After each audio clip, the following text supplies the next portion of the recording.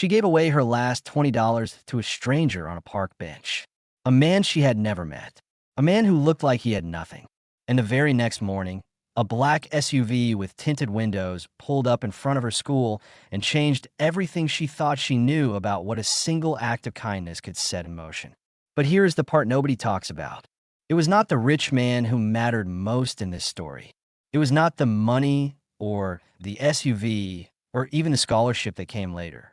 The part that matters, the part that will stay with you long after this story ends, happened in a broken apartment on a Wednesday night, when a girl with nothing left to lose chose to respond to cruelty not with rage, not with tears, but with something so quietly powerful it brought a dangerous man to his knees without a single threat being spoken. This is the story of Maya Johnson.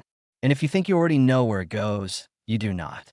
The apartment at the corner of 63rd and Halstead had a radiator that clanked all winter like something trapped inside the walls, a front door whose lock only worked if you lifted the handle at exactly the right angle, and a kitchen window that let the Chicago wind whistle through a gap no amount of tape had ever truly sealed. Maya Johnson had lived there her entire 17 years of life, and she loved it the way you love a place that has held you through everything, even when the shelter itself is imperfect. She loved it more than she let anyone at school know. At Jefferson High, the geography of the lunchroom told you everything. The girls with the freshest sneakers and the longest nails sat closest to the windows. The athletes clustered near the side doors. And Maya, with her thrift store jacket and the same 3 rotating outfits she wore on a careful weekly schedule, sat at the end table near the trash cans, usually alone, her notebook open, her eyes down. It was not that she was invisible. It was worse than that. She was seen in the way people see something they have already decided how to feel about. Classmates whispered just loud enough for her to catch the edges. "She smells like the laundromat. Did you see her shoes?" She literally glued them back together. Their laughter did not crack her, but it layered itself over her day by day, like sediment settling over something that was once bright. Her mother, Denise Johnson, worked 2 jobs and never complained about either one. Mornings at the laundromat on Ashland Avenue, evenings washing dishes at a soul food restaurant 4 blocks away. She came home smelling of other people's clothes and industrial soap, and she always asked Maya about her day before she asked for anything at all. Maya always said, "Fine, Mama. Everything is fine." Denise had not believed that answer in over a year, but she understood why her daughter kept giving it. Some truths, if spoken out loud, become heavier for the speaking. The debt that hung over their lives had been left behind by a man named Gerald Johnson, who had walked out 6 years ago and left nothing but a broken television and $42,000 in loans owed to a company called Prestige Capital Lending, whose collection practices occupied a legal gray zone so murky it might as well have been pitch black. Denise had been chipping away at it, 200 here, 300 there, while the interest compounded silently in the background like a slow leak inside the ceiling. One Thursday evening in February, Denise pressed a folded $20 bill into Maya's hand with the soft insistence of someone who had rehearsed the gesture many times before. "Go get something with your friends this weekend, baby. Some coffee or whatever you all do." Maya looked at the bill. She knew exactly what it had cost. She knew her mother had skipped lunch again to save it. "Mama, I don't need. Take it, please." Denise's voice had that particular tenderness that was also a wall. "Let me feel like I'm giving you something good." Maya took it. She folded it carefully and placed it in the small, zippered pocket of her backpack, where she kept things too important to lose. That night, lying in the dark, she tried to imagine sitting with girls from school at some bright cafe, drinking something warm, laughing about nothing. She tried to make the scene feel real. She could not do it. There was no version of that picture that felt like it belonged to her life. The $20 stayed folded and untouched. It became, without her consciously deciding so, something close to a talisman. Proof that her mother loved her. Proof that she was worth something to someone, even on the days the rest of the world had not yet received that particular piece of information. The following Saturday, Maya took the long way home from the public library, cutting through the edge of Grant Park where the bare winter trees stood in rows like patient witnesses to everything that passed beneath them. It was the kind of cold that made the air feel thin, and most people moved through it with their chins tucked and their eyes fixed on the pavement ahead. She almost walked past him.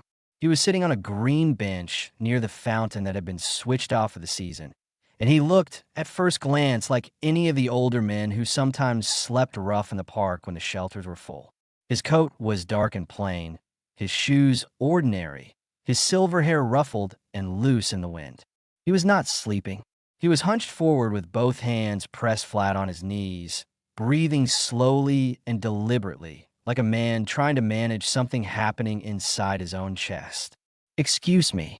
His voice was low and careful, addressed to no one in particular, or perhaps to everyone, or perhaps simply to the universe itself. "I need to make a call. Someone took my bag." A woman in a red coat walked past without slowing. A young man in earbuds glanced over and kept moving. Maya stopped. Later, she would not be able to explain exactly why. She had been ignored enough times herself to understand precisely how invisible a person could become the moment they became inconvenient. She thought of her mother's voice, the way it sounded on the nights when Denise was most tired and most honest. "Baby, people look away because they are scared. Do not let their fear become yours." She approached the bench and crouched down slightly so that she was at his eye level, the way her mother had always done when speaking to her as a small child, so the little girl would know she was truly being seen. "Sir, are you okay?" The old man looked up at her. His eyes were gray and sharp, and, underneath the current of obvious discomfort, deeply attentive. He looked at her the way very few people ever looked at Maya Johnson, like she was someone worth looking at properly. "I had a dizzy spell," he said carefully, "and while I was sitting here, someone took my bag. My phone, my wallet, everything. I do not live far, but I cannot—" He paused, and something flickered in his expression that looked very much like shame. "I am embarrassed to ask." "Don't be." Maya had already unzipped the small pocket. She took out the folded $20 bill, the one her mother had pressed into her hand with such exhausted love. She held it out toward him. "For a cab, please." The old man stared at the bill for a long moment. Then he looked at her face, then back at the bill.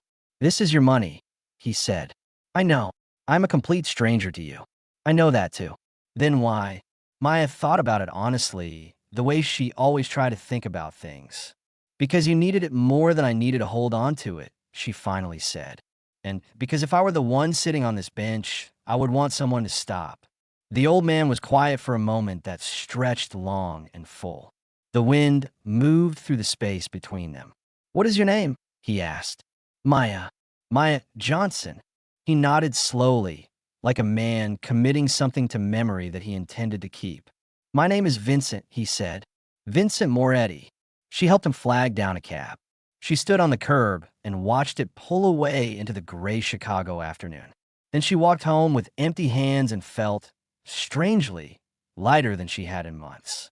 She did not know, walking away, that Vincent Moretti had spent 2 decades as one of the most feared men in the city. She did not know that he had retired from that life years earlier, after his only son was killed in the kind of violence that Vincent himself had once dealt in without flinching. She did not know that he had spent the years since trying to quietly undo some portion of the damage he had done, funding legal clinics and food programs and youth centers under a foundation that bore his last name, but not his former reputation. She did not know that he had been sitting on that bench, not just because of the dizziness and the stolen bag, but because he sometimes sat in public places alone and tried to remember what it felt like to be an ordinary person among ordinary people. She did not know any of that. She only knew that she had done what her mother had raised her to do.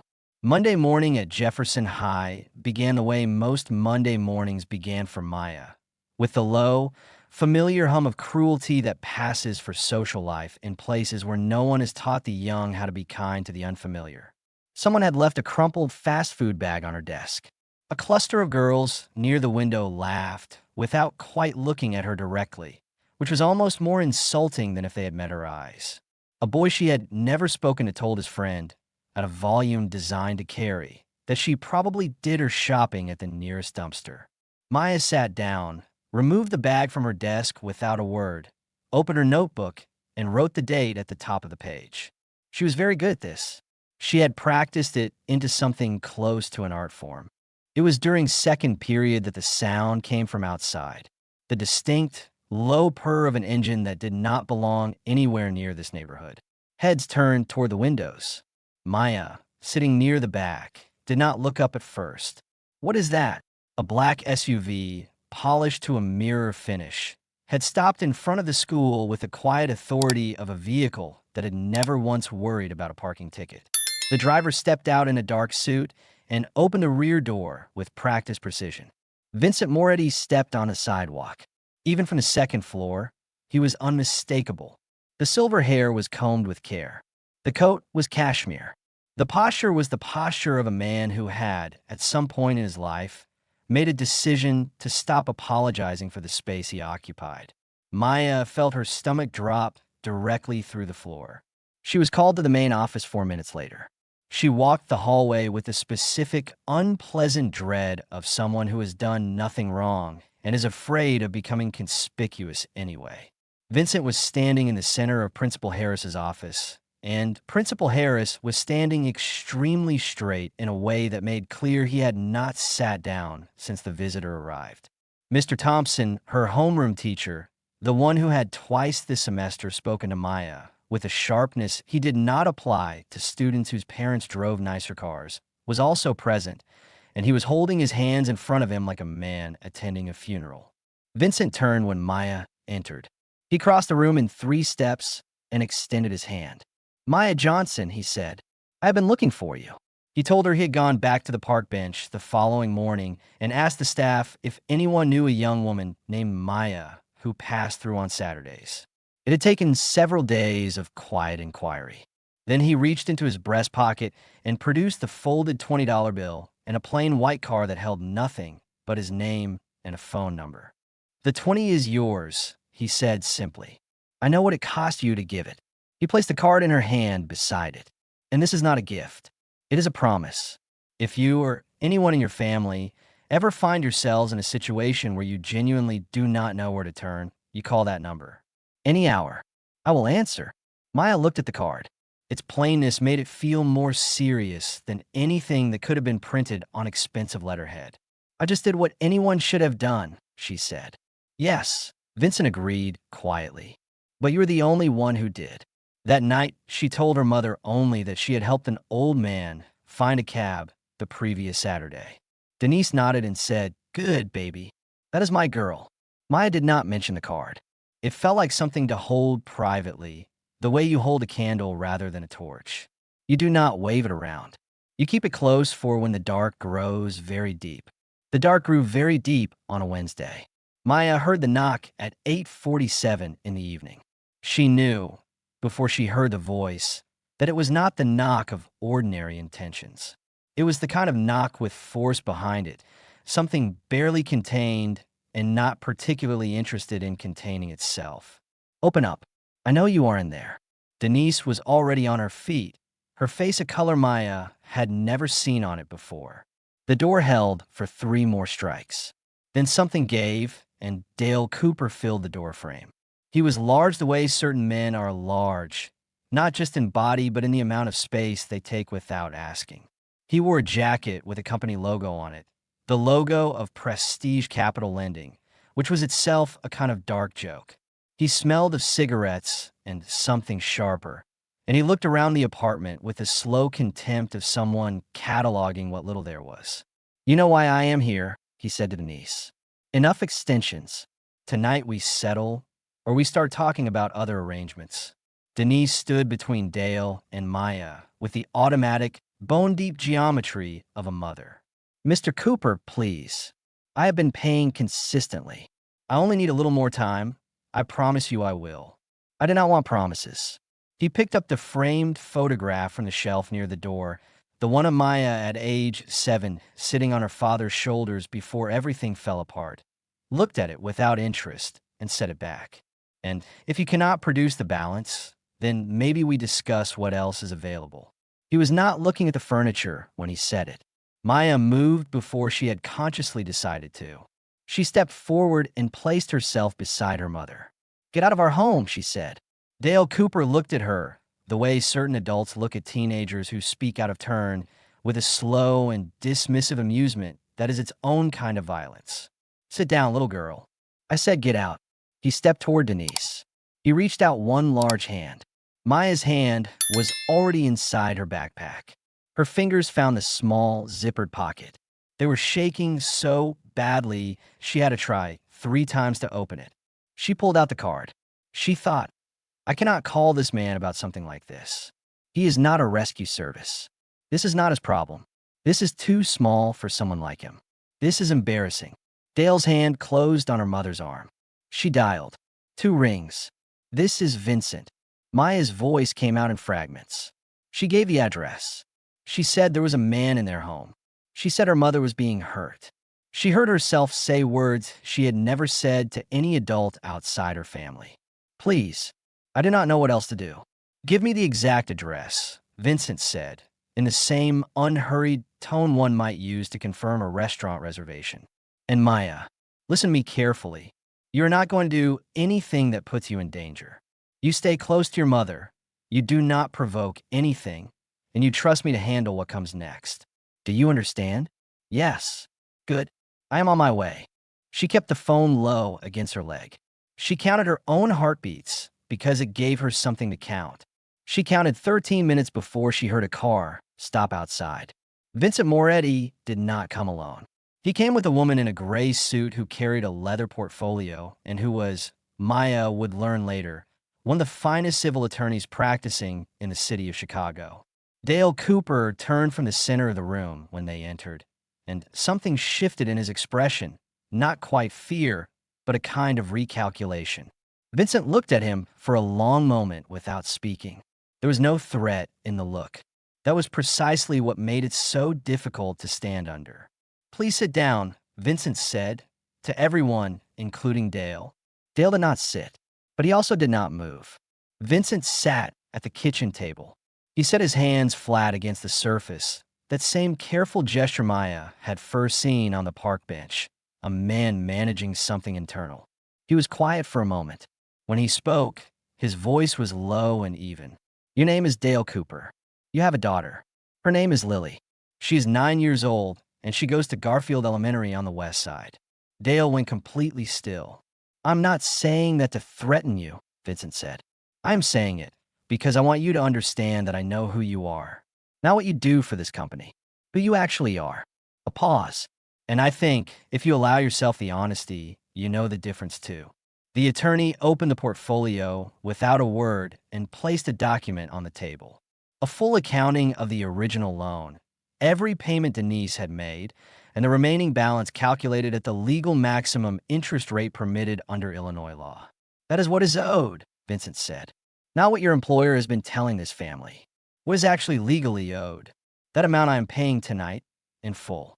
In exchange, this debt is retired permanently, and there will be no further contact with the Johnson family by anyone associated with Prestige Capital Lending." He held Dale's eyes. "Do you understand what I'm telling you?" Dale's jaw moved. "You can't just." "I already have." Vincent reached into his coat and produced a plain envelope. He did not slide it across the table aggressively. He simply held it. "This contains the number for the Cook County Legal Aid Society and 2 personal references. If you want a way out of the work you have been doing, there are people who will help you find it. I will vouch for you personally. That offer does not expire tonight, but it will expire." He set the envelope on the table. "Tonight, you can simply leave." The room held a silence, so complete Maya could hear the radiator in the wall doing its old, familiar clanking. Dale Cooper looked at the document. He looked at Denise, who sat with her hands folded and her chin lifted, wearing the exhausted, undefeated dignity of a woman who had survived every hard thing she had ever been handed. He looked at Maya, who stood near the wall with her arms crossed and her face giving nothing away. Something moved through Dale Cooper's face then. It was not dramatic. It did not announce itself with any outward sign. It was the quiet kind of shift that happens when a person catches, in the space between one breath and the next, a clear and honest glimpse of themselves from the outside. He looked at his own hands. My daughter asked me last week what I do for work. He said, very quietly, to no one in particular. I told her I work in finance. He exhaled slowly through his nose. She said, "Do you help people, Daddy?" Vincent waited. "I did not answer her," Dale said. He picked up the envelope. He held it with both hands for a moment, the way you hold something you're not sure you deserve. Then he put it in his jacket pocket. He looked at Denise. "I am sorry," he said. The words came out rough, like they had been stored somewhere painful for a long time. "I am genuinely sorry for tonight, and for before." He looked at Maya. "I am sorry to you as well." Maya looked at him for a long moment. A real moment, not a polite one. She looked at him the way she had looked at the old man on the park bench, like a person trying to actually see another person. Then she nodded. One small, clean nod that cost her something real and gave something real back in equal measure. "Okay," she said. Just that one word. But she meant it. Dale Cooper walked out. He pulled the broken door closed behind him as best he could. His footsteps went down the stairs and did not come back. Vincent stayed for another hour. He called a repair service about the door. He sat with Denise and Maya and drank the instant coffee Maya made because it was the only thing in the cabinet, and he drank it without comment and without the expression of a man enduring something beneath him. Before he left, he looked at Maya from the doorway. "You know," he said, "I spent many years of my life believing that power meant making people afraid." He shook his head slowly. "What you did on that bench, with $20 and no reason except that it was right, that did something to me that I did not expect." He paused. "I'd been sitting in that park for a long time before you came along. Not just that afternoon." She did not fully understand what he meant until much later, when she knew more of his history, the years he did not describe in detail, but also did not pretend had not existed. What she understood that night, in the wreckage of her kitchen, holding a mug of too strong instant coffee, was something simpler. Goodness is not naive. It is, in fact, the bravest thing available to any of us. And it moves through the world in ways that are impossible to predict and impossible to fully stop once they have begun. The weeks that followed changed the landscape of the Johnson household in ways that were quiet at first and then impossible to ignore. Denise was offered a position as a community outreach coordinator at the Moretti Foundation, a nonprofit focused on economic mobility in Chicago's South Side. The salary was more than she had made at both jobs combined. She accepted with the careful dignity of a woman who had worked for every good thing and was not going to be embarrassed about finally receiving one. Maya received a letter confirming a full scholarship to the University of Illinois at Chicago, funded through the Foundation's education initiative. She read it 3 times standing at the kitchen counter, then sat down on the floor, which was not something she had planned to do. At Jefferson High, the morning after Vincent Moretti's visit to the main office, Mr. Thompson stopped Maya in the hallway. He looked the way people look when they're doing something that is genuinely costing them something. "Maya," he cleared his throat, "I want to apologize for the way I have spoken to you this year. I have not been consistent or fair, and that is not who I intend to be as a teacher." He met her eyes. "I am sorry." Maya thought of Dale Cooper standing in her kitchen with that envelope held in both hands. She thought of what it must cost a person to look honestly at themselves in the middle of the life they have been living. "Thank you for saying that," she told him. "I mean it." 2 of her classmates, a girl named Brianna and a quieter girl named Sophia, began sitting with her at lunch. It was tentative at first. Then, gradually, it simply was not. Something had shifted in the room. Not everything, and not all at once, but enough. Enough to breathe differently in. 3 months after the night he walked out of the Johnson apartment, Dale Cooper called the number in the envelope. He gave Vincent Moretti's name as a reference. He left Prestige Capital Lending. He found different work. He did not know, and might never know, whether everyone he harmed would find a way to forgive him. But he understood, sitting in that office waiting for a call to be returned, that the question of his own becoming had to be separate from that. You cannot wait for forgiveness before you begin the work of being better. You simply have to begin, and then you have to keep going. 4 years later, Maya Johnson graduated from the University of Illinois at Chicago with a degree in social work.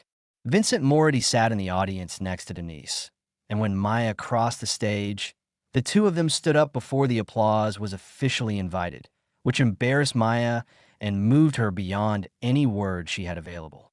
She met Vincent for coffee 2 weeks later at a small place in the neighborhood where she had grown up. She brought him a piece of her mother's sweet potato pie wrapped in foil because she had learned by then that it was his favorite thing. "What comes next for you?" he asked. "I'm starting a mentorship program," she said, "for kids in this neighborhood. Teenagers mostly. Kids who are the way I was." She paused. Invisible, or something worse than invisible. Vincent was quiet for a moment.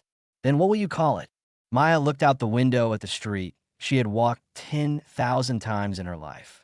The park bench where everything had changed was 4 blocks away. She still walked past it sometimes and thought about things she could not quite put into proper words. The way gratitude and grief and hope sometimes fold themselves into a single feeling that has no name, because no single name would be enough. "I'm calling it Someone Stopped," she said. Vincent looked at her for a long, still moment. His gray eyes, older now, but no less sharp, held something that was very close to peace. "Your mother raised someone remarkable," he said. "She did," Maya agreed. "And then you reminded me of it when I had nearly forgotten."